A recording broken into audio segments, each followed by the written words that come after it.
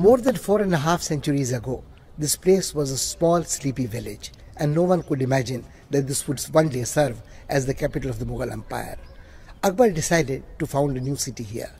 He was fresh from the victory of Gujarat, and the place was aptly named the City of Victory, Fatehpur. This is where Mughal-e-Azam, the grandest of all Mughals, Akbar, held court, surrounded by his 9 gems. This is where the peerless musician Tansen practices art, and Birbal his statecraft. There are dozens of other names, Abul Fazl, Faizi, Raja Man Singh, Jodha Bhai, who are associated with this place. The feeling which one gets here is one of grandeur.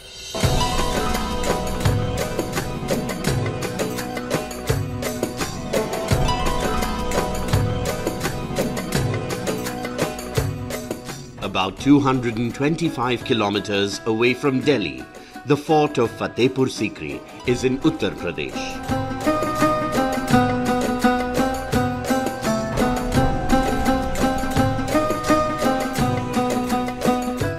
Akbar built it not just to impress the world with his power and riches. His real purpose was to bind together the far-flung regions of his vast empire with the thread of unity.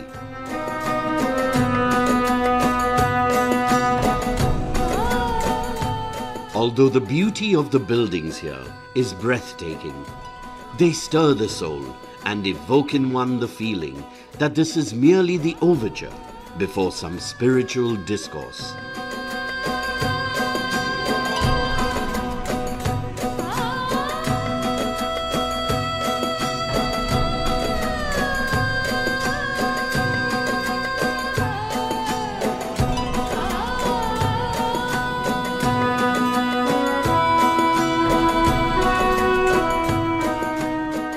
Akbar was greatly attached to Sikri.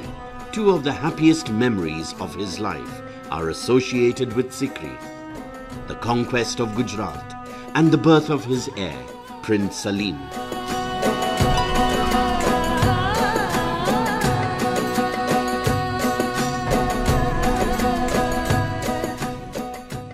He supervised the building of this fort.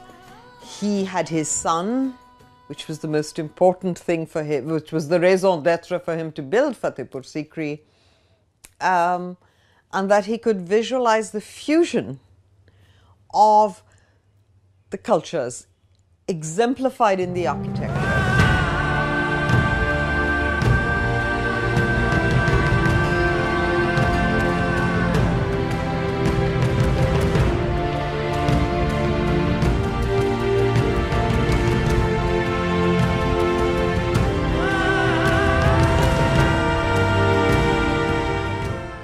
Fatehpur Sikri is recognized by its most prominent landmark, the Buland Darwaza. This grand entrance to the inner precincts easily dwarfs other structures in the compound. The moment you reach this threshold, you are made aware that you are about to enter an exceptional place. You become conscious of your responsibility to conduct yourself with corresponding dignity and grace.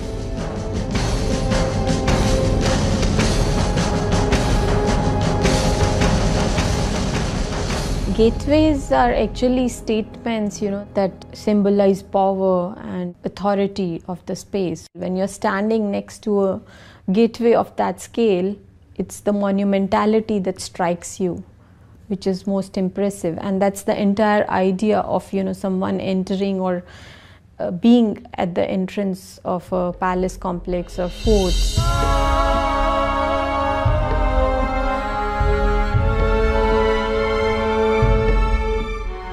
Emperor Akbar was deeply influenced by Sufi saints, and some historians believe that he chose this site for his new capital because this was the seat of the famous Sufi saint Salim Shah Chishti.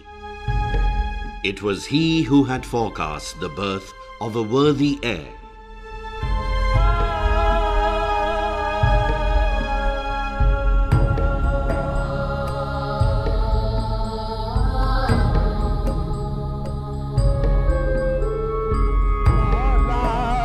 Salim Chishti, Akbar Salim Chishti मौला सलीम मेरे ख्वाजा सलीम चिश्ती आका सलीम चिश्ती मौला आबाद कर दो दिल की दुनिया सलीम चिश्ती आबाद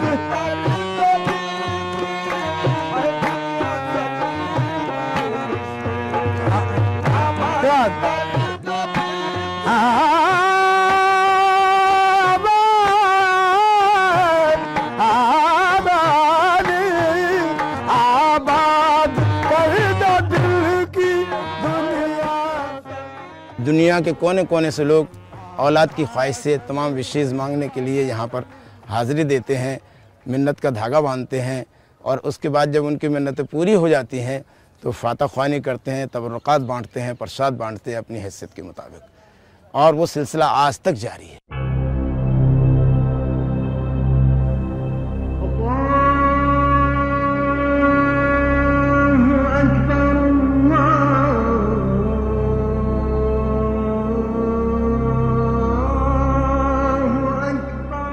Emperor Akbar respected all religions. His ideas were all-embracing and humanistic. He constructed the exquisitely beautiful Jama Masjid here in Fatehpur Sikri that eloquently testifies to his aesthetic taste.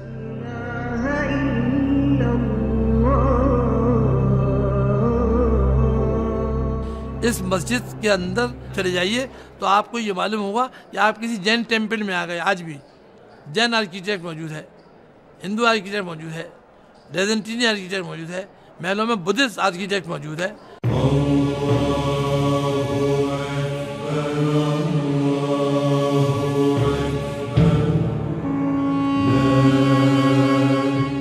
Be it the pillars or the arches, it is clear that the inspiration was Hindu.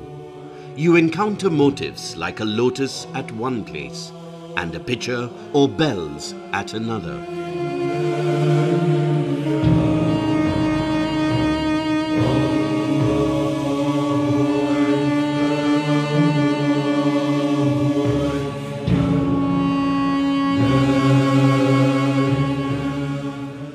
Among the names of great men who have ruled this country, the most memorable is that of Akbar. Not because he was a great conqueror or warrior, but because he had the wisdom to realize that the emotional integrity of this country was more important than anything else.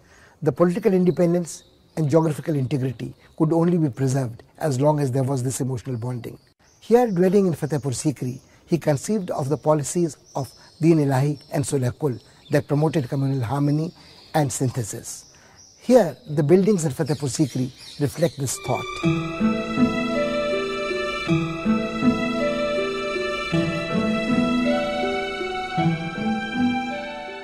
Panch Mahal is a 5-storied open pavilion without any walls. The 84 pillars supporting the roof are decorated with fine carvings.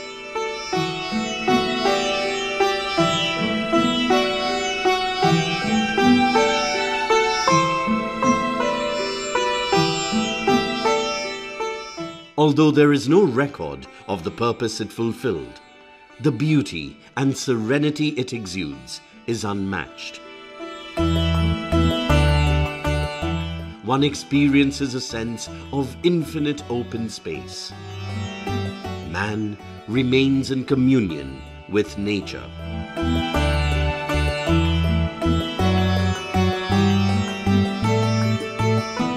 The most unique aspect of Fatehpur Sikri, in fact, is a reflection of Akbar's own personality. It was the beginning of a secular era that he was starting. And you see that reflection in the spatial planning and architecture of Fatehpur Sikri. Till date, architects find it one of the most outstanding examples where you see a spatial fusion of the Mughal architecture with the indigenous Hindu architecture. Anoop Talab is built in the middle of the courtyard and comprises the innermost part of the palace. We are told that it was used as an open-air arena for musical recitals to regale the emperor. What Akbar really stood for was the fact that he understood and respected what India meant. He wanted to be a part of all the religions India represented, and yet he was very firmly rooted in his own culture.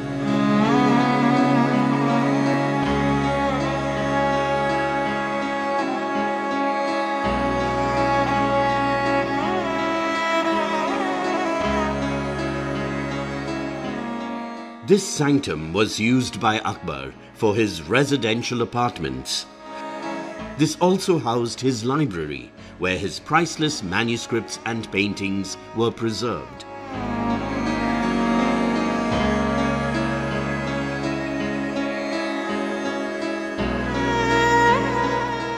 The bedroom was aptly called Khwabgah, the dream house. The whole idea of being in his Khwabgah, where he could dream the impossible dream.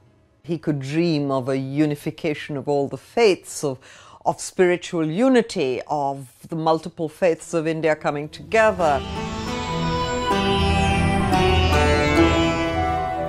Akbar participated in metaphysical debates and at times settled intellectual disputations in the Ibadat Khana and Diwan-e Khas.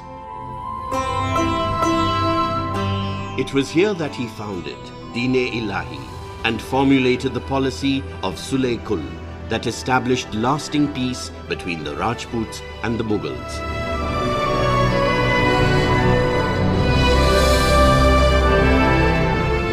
The design of this building is symbolic of an open mind. The massive central pillar represents unity in diversity. It has also been suggested that it replicates the Axis Mundi.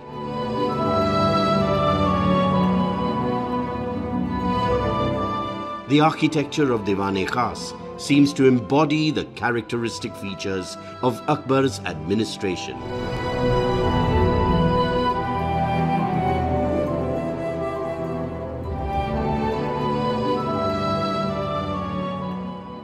It was a place of great intellectual discourse, high governance. I mean, he had his Navratans, he had wonderful principles for building and consolidating his empire.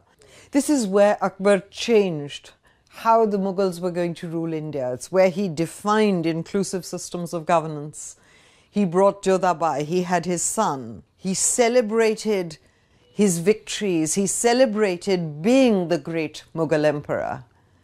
So in many ways, Fatehpur Sikri was his statement of empire.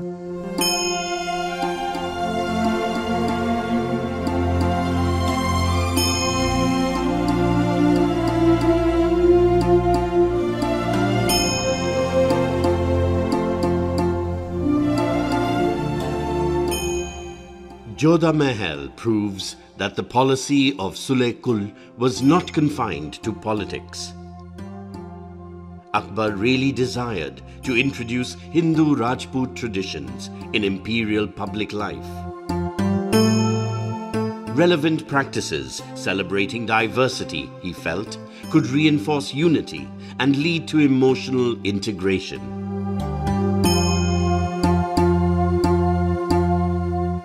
He began this task with his own family. Jodhabai Palace typically shows the Hindu kind of temple kind of architecture with the trapeze system where you have beams and columns and intricate carvings on the sandstone, which are more figural than geometric in nature and more floral in nature. So it again relates more to the Hindu temple architecture.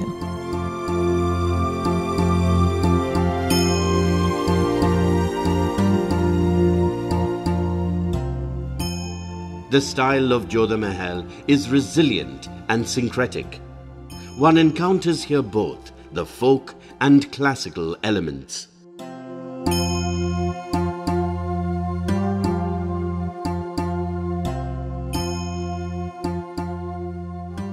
It is said that this palace was constructed under the personal supervision of Jodhabai, and she was the source of inspiration for the master craftsmen at work.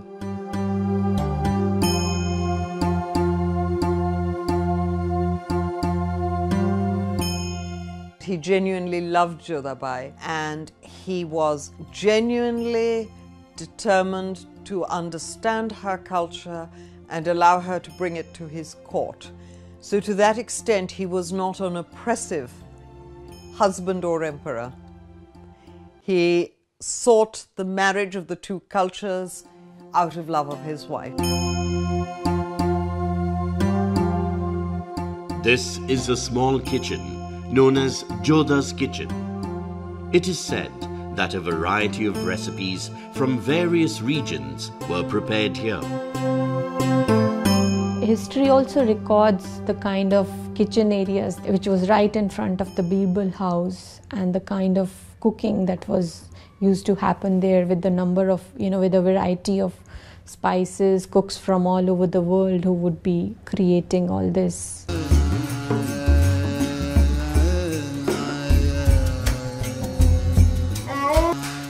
The Mughal Empire was at its zenith during the reign of Akbar. Traders from different countries came to Sikri. This caravanserai tells us that the glory of the Mughal Empire depended not only on its military might, but also on flourishing trade and commerce.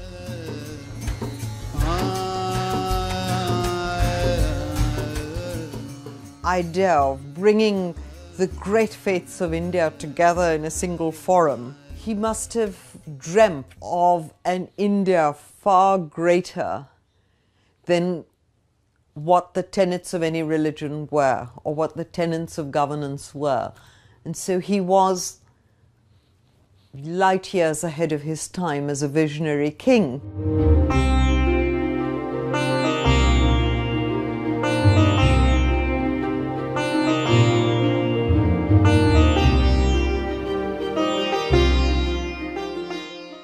Birbal Mahal is decorated with Hindu motifs and designs that recall old palaces and temples.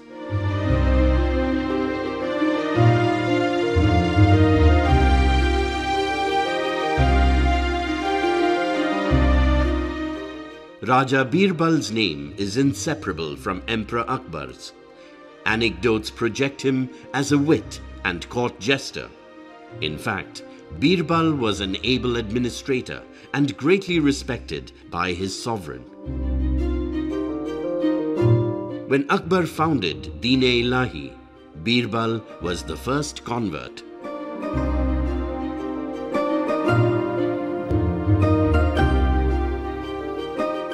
The notion of plurality was a notion that Akbar accepted with open arms. His Din-e-Ilahi was ultimately an attempt to bring Hinduism and Jains and Buddhists and the various sects of Islam together into some kind of a congenial dialogue, and realize the fact that ultimately all religions lead to the same ultimate goal. This realization in Indian history was only with Ashok, who had these rock edicts which said, you will not disrespect any religion. And that entire story of Indian, shall we say, pluralism, the Indian respect for diversity and diverse views, got fortified by these two great emperors.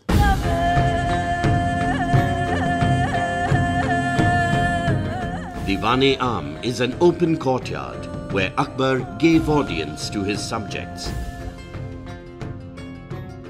European travelers who visited Sikri during his reign have chronicled its pomp and opulence in a fascinating manner.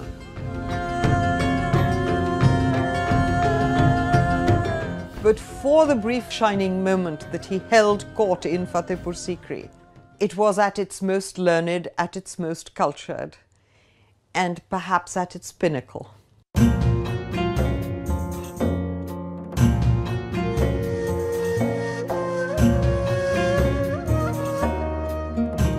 This is Turki Mahal.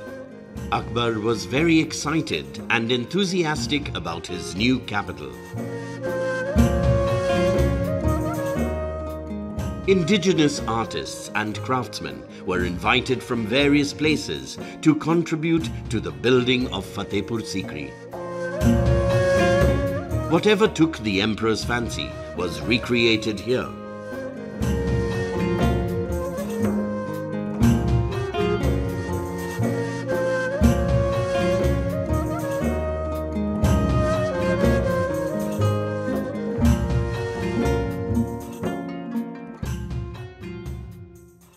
Many centuries have lapsed since, but nobody has been able to solve the riddle that why the city was deserted so soon after its foundation.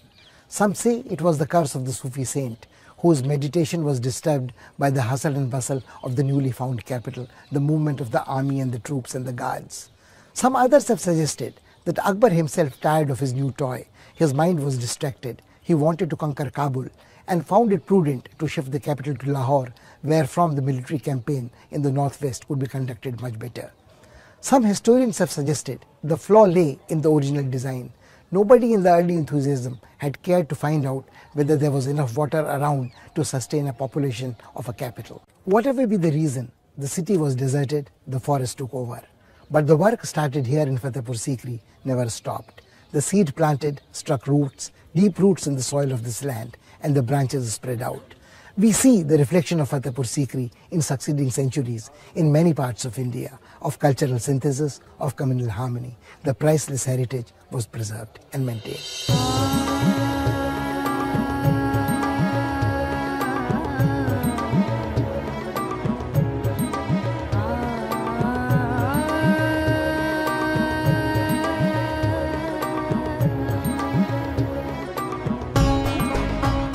Fatehpur Sikri tempts visitors to come again and again. Akbar's dream of Sule Kul has the attraction to draw them like a strong magnet.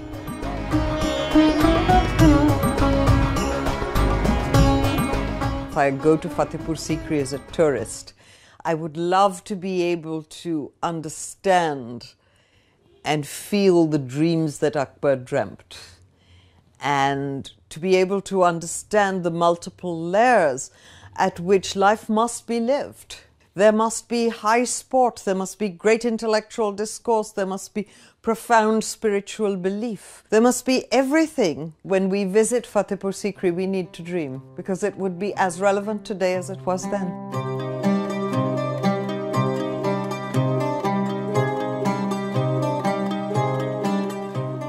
Akbar had dreamt of uniting this land full of diversity.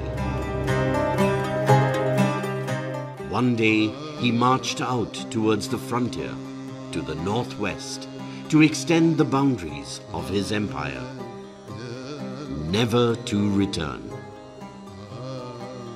It didn't take long for the sun to set on this dazzling city. When the sky is tinged with grey, mixed with scarlet at dusk, it seems that Sikri still awaits the return of those who left it suddenly, without notice.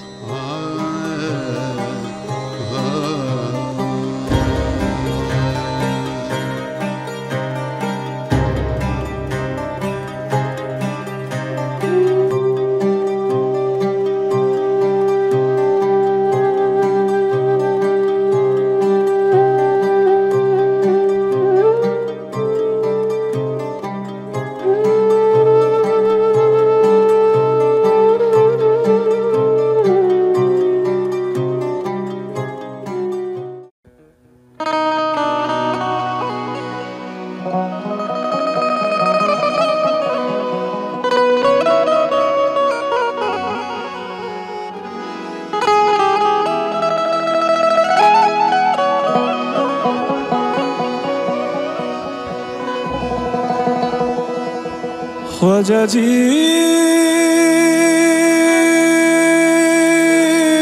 Khwaja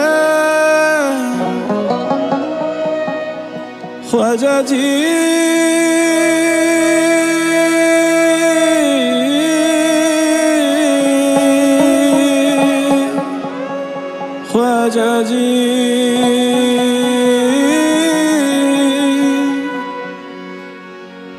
या गरीब नवाज,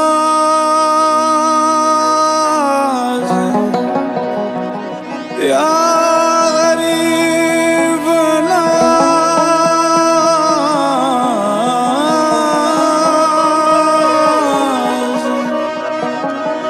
या गरीब नवाज,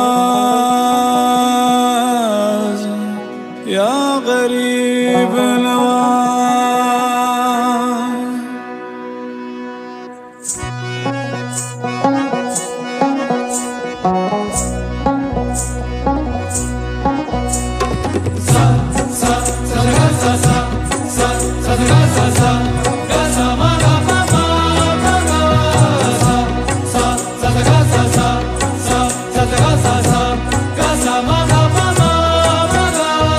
ख्वाजा मेरे ख्वाजा दिल में समा जा, शाह का शाह तू अली का दुलारा। ख्वाजा मेरे ख्वाजा दिल में समा जा, शाह का शाह तू अली का दुलारा। ख्वाजा मेरे ख्वाजा दिल में समा जा, ख्वाजा मेरे ख्वाजा दिल में समा जा। बेकसों की तकदीर तूने है सवारी, बेकसों की तकदीर तूने है सवारी। ख्वाजा मेरे ख्वाजा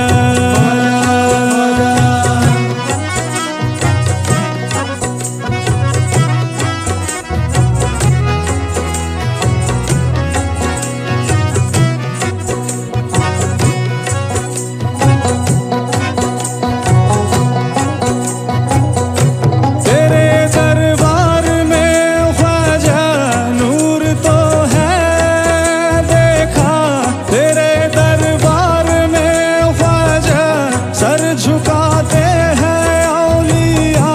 तू है उनल वली ख्वाजा, रुतबा है प्यारा, चाहने से तुझको ख्वाजा जी मुस्तफा को पाया। ख्वाजा मेरे ख्वाजा दिल में समा जा, शाह का शाह तू अली का दुलारा। ख्वाजा मेरे ख्वाजा दिल में समा जा, शाह का शाह तू अली का दुलारा।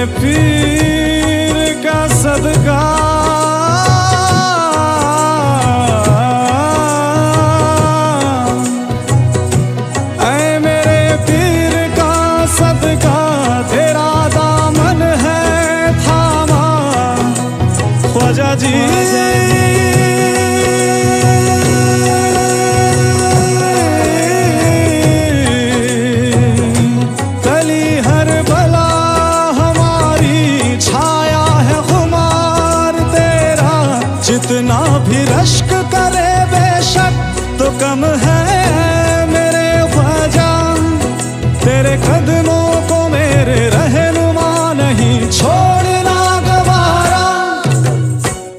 मेरे ख्वाजा दिल में समा जा शाह का शाह तू अली का दुलारा ख्वाजा मेरे ख्वाजा दिल में समा जा शाह का शाह तू अली का दुलारा ख्वाजा मेरे ख्वाजा दिल में समा जा ख्वाजा मेरे ख्वाजा दिल में समा जा बेकसों की तकदीर तूने है सवारी बेकसों की तकदीर तूने है सवारी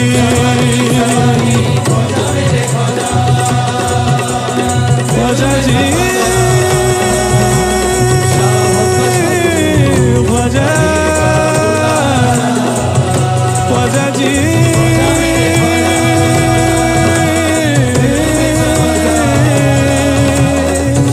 ख्वाजा जी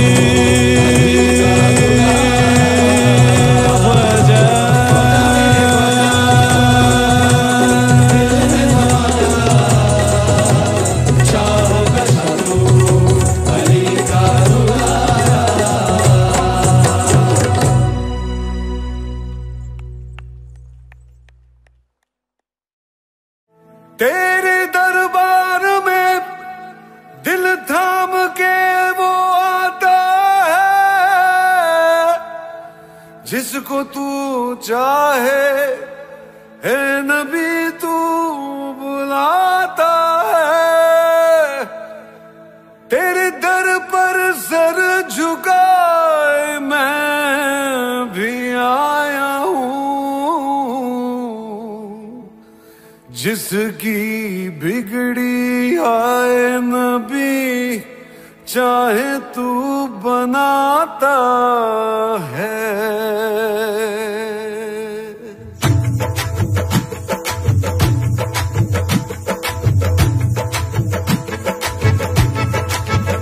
भर दो झोली मेरी या मोहम्मद लौट कर मैं न जाऊंगा खाली भर दो झोली मेरी या मोहम्मद लौट कर मैं न जाऊंगा खाली भर दो झोली मेरी या मोहम्मद लौट कर मैं न जाऊंगा खाली भर दो झोली मेरी या मोहम्मद लौट कर मैं न जाऊंगा खाली बंद दीदों में भर डाले आंसू सिल दिए मैंने दर्दों को दिल में बंद दीदों में भर डाले आंसू सिल दिए मैंने दर्दों को दिल में जब तलक तू बना दे न बिगड़ी दर्द तेरे न जाए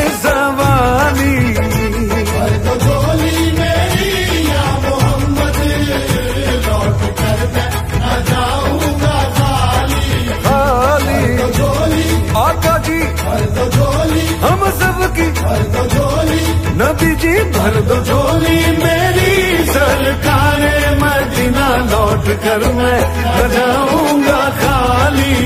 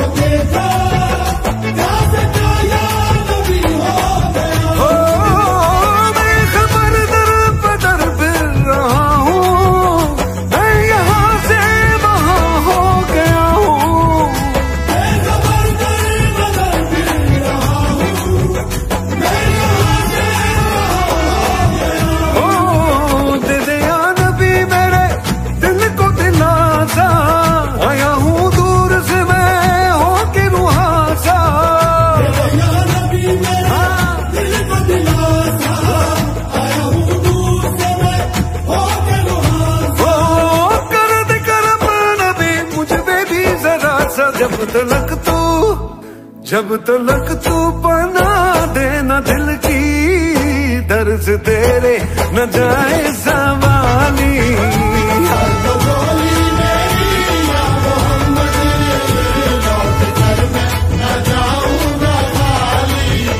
भर दो झोली मेरी ताजदारे मदीना लौट कर मैं न जाऊंगा खाली। भर दो झोली मेरी या मोहम्मद लौट कर मैं न जाऊंगा खाली।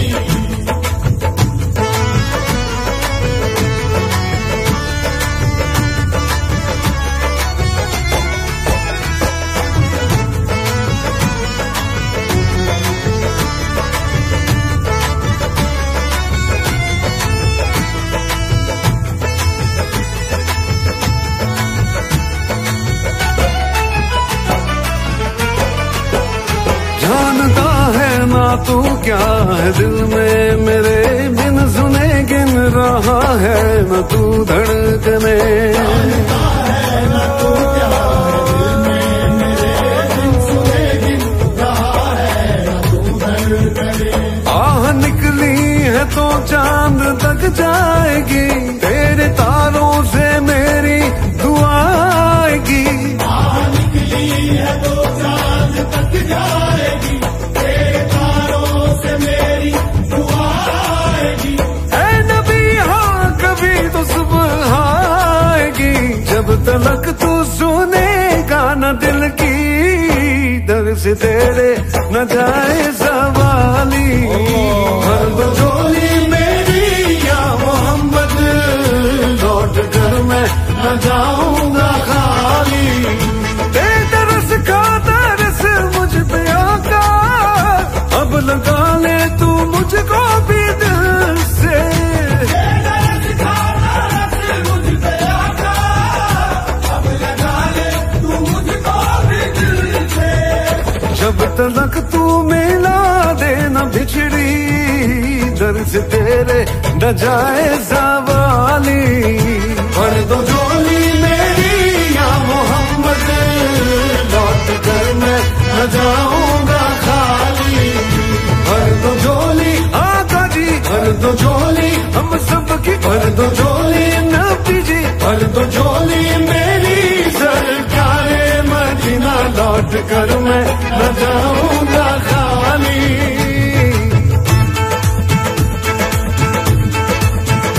दम दम अली अली दम अली अली दम अली अली दम अली अली दम अली अली दम अली अली दम अली अली दम अली अली अली दम अली अली दम अली अली दम अली अली अली अली दम अली अली दम अली अली दम अली अली अली अली दम अली अली दम अली अली दम अली अली अली अली दम अली अली दम अली अली दम अली दम दम अली अली दम अली अली दम अली अली दम अली दम दम अली अली दम अली अली दम अली अली दम अली दम दम अली अली दम अली अली दम अली अली दम अली दम दम अली अली दम अली।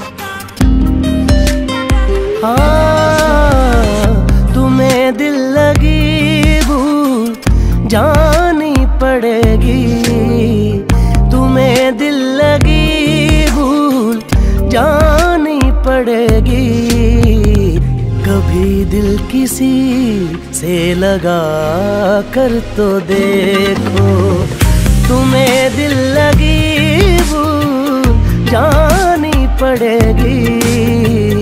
कभी दिल किसी से लगा कर तो देखो, तुम्हें दिल लगी भूल जानी पड़ेगी। तुम्हें दिल लगी भूल जानी पड़ेगी। कभी दिल किसी से लगा कर तो देखो, तुम्हारे ख्यालों की दुनिया यही है। जरा मेरी बाहों में आकर तो देखो।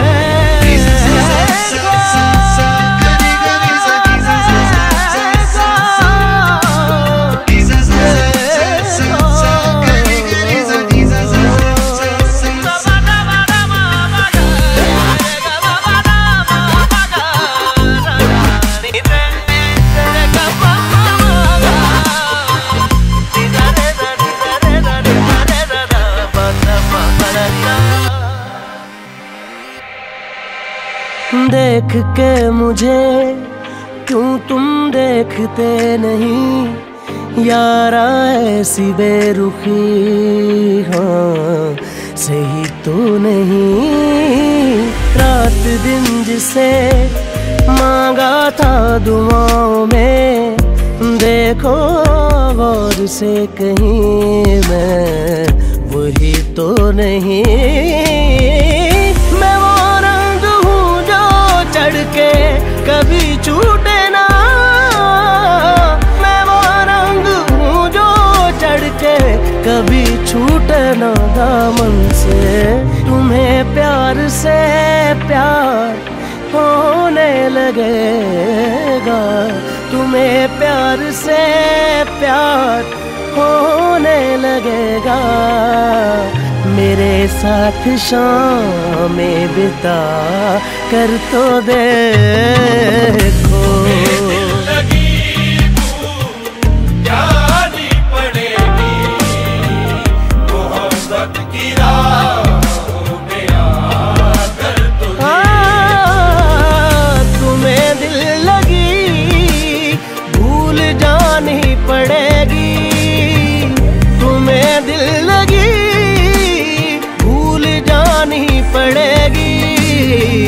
कभी दिल किसी से लगा कर तो देखो, तुम्हारे ख्यालों की दुनिया यही है।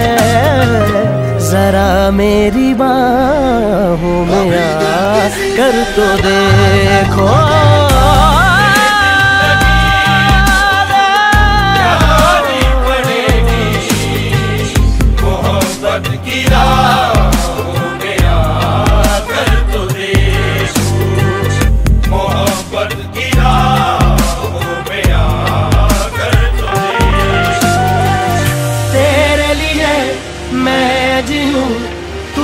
ही मैं जान दूं, दिल की कहूँ दिल की सुनूं, इश्क है दिल लगी नहीं, दिल लगी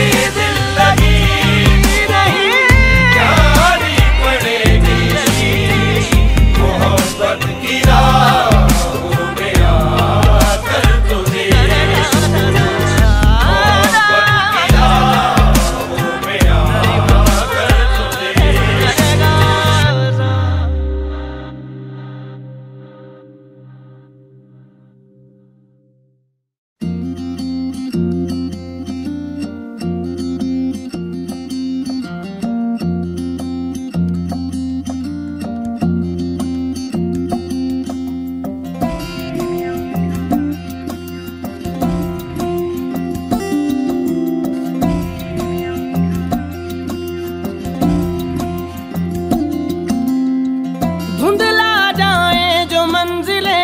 एक पल को तू नजर झुका,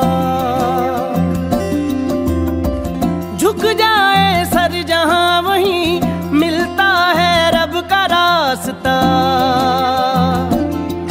तेरी किस्मत तू बदल दे, रख हिम्मत बस चल दे, तेरे साथी मेरे कदमों के हैं निशान। तू ना जाने आस पास है खुदा, तू ना जाने आस पास है खुदा, तू ना जाने आस पास है खुदा, तू ना जाने आस पास है खुदा, तू ना जाने आस पास है खुदा, तू ना जाने आस पास है खुदा।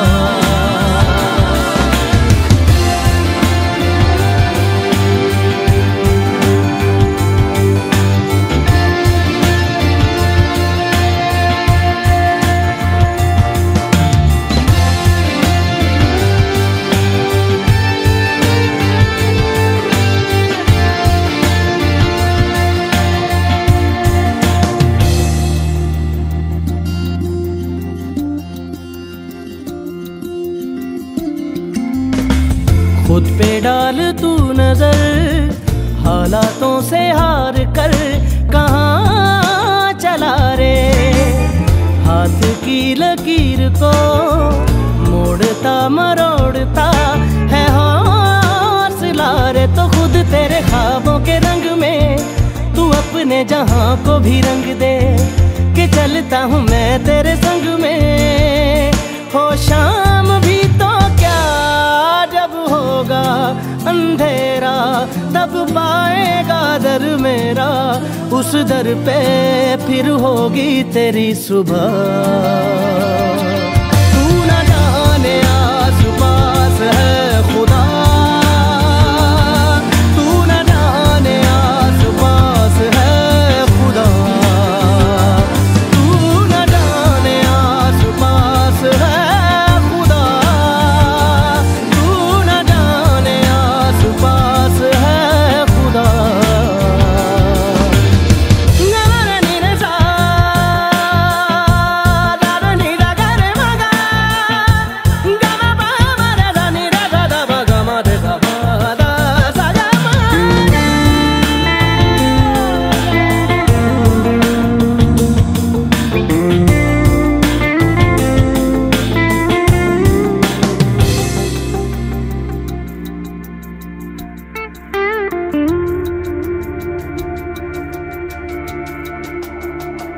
मिट जाते हैं सबके निशान, बस एक वो मिटता नहीं है।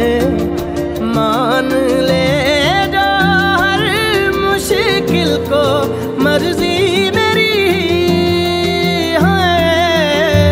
हो हम सफर न तेरा जब कोई तू हो, जहाँ रहूंगा मैं वहीं, तुझसे कभी नहीं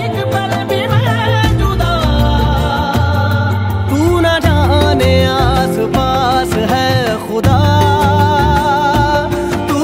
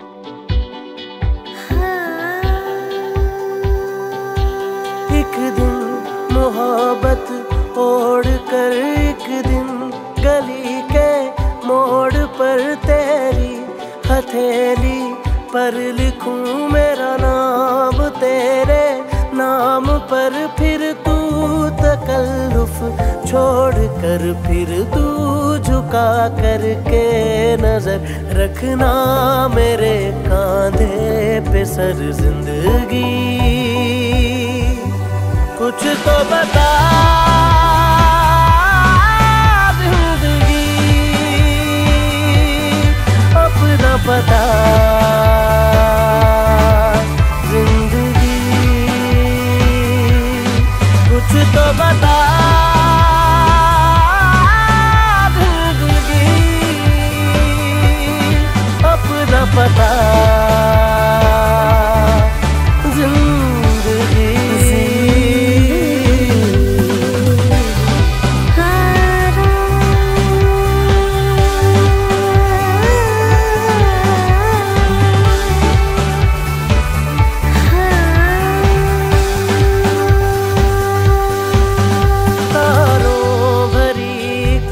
रात में तेरे खत पढ़ेंगे साथ में कोरा जो पन्ना रह गया एक कांपते से हाथ में थोड़ी शिकायत करना तू थोड़ी शिकायत मैं करूं नाराज बस ना होना तू जिंदगी कुछ तो बता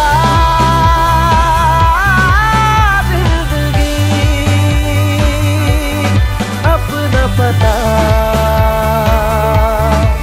जिंदगी कुछ तो बता जिंदगी अपना पता जिंदगी जिंदगी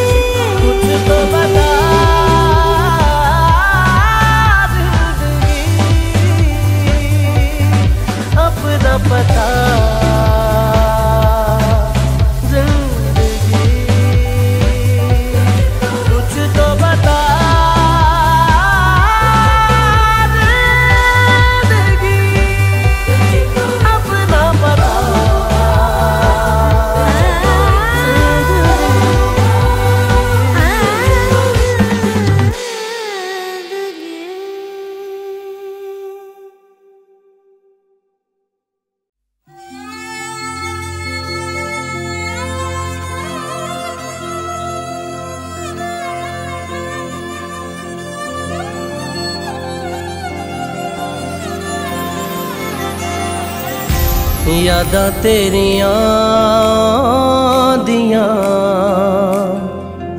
हंजू ले के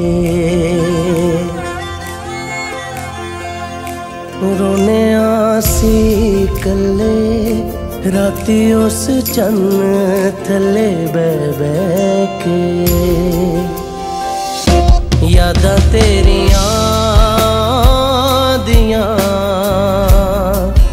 हंजू ले के रोने आसी कल्ले राती उस चन्न थले बह के यादां तेरियां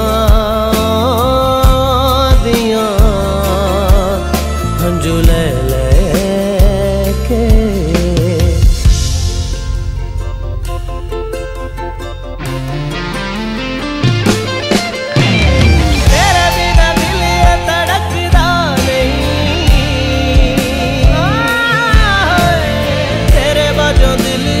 लगदा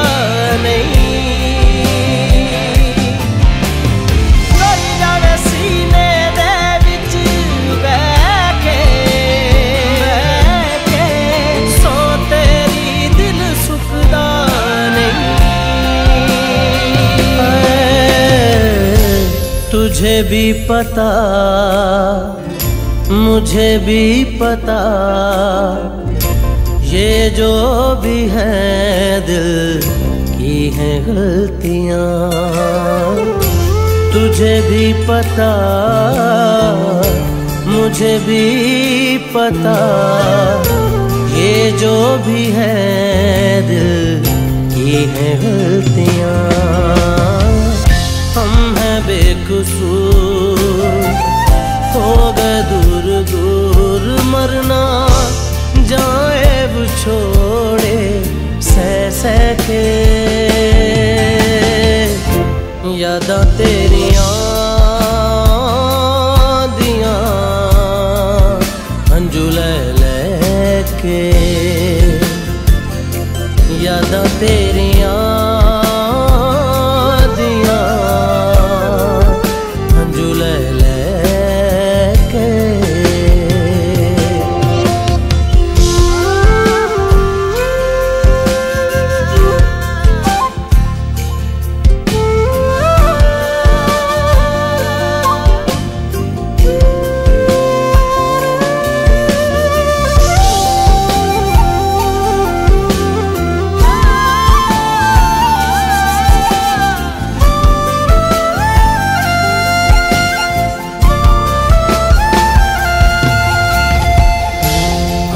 जो मिले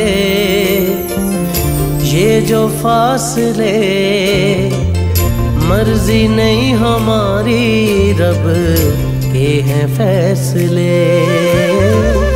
हमें जो मिले ये जो फासले मर्जी नहीं हमारी रब के हैं फैसले।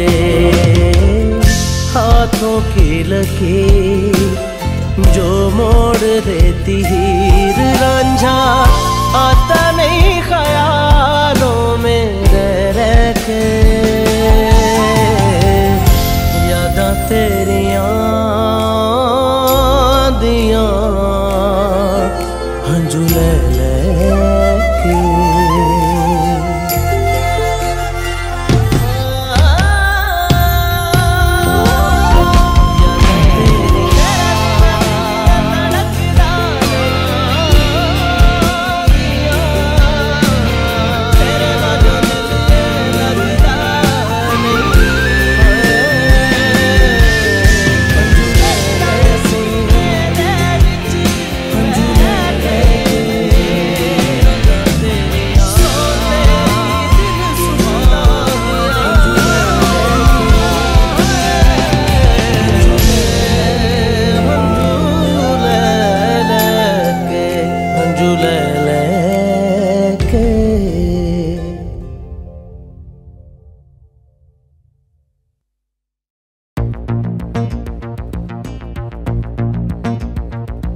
बिछड़ के तुझसे अब मुझे मरना है, ये तजुर्बा इसी जिंदगी में करना है।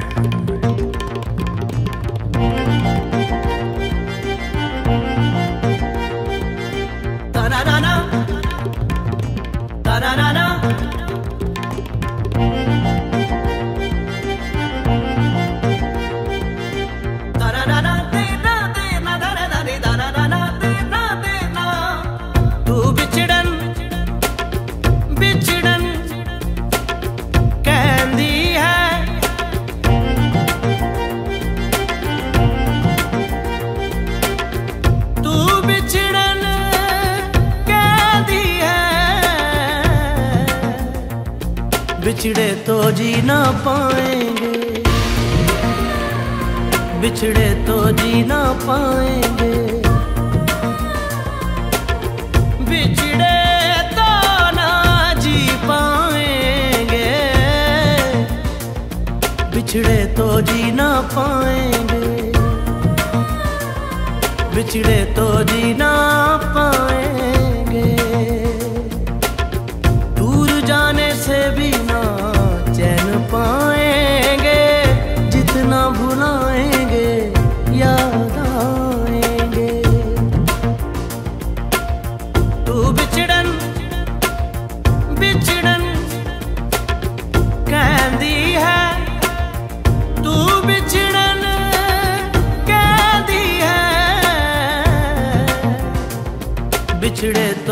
जी ना पाएंगे, बिछड़े तो जी ना पाएंगे।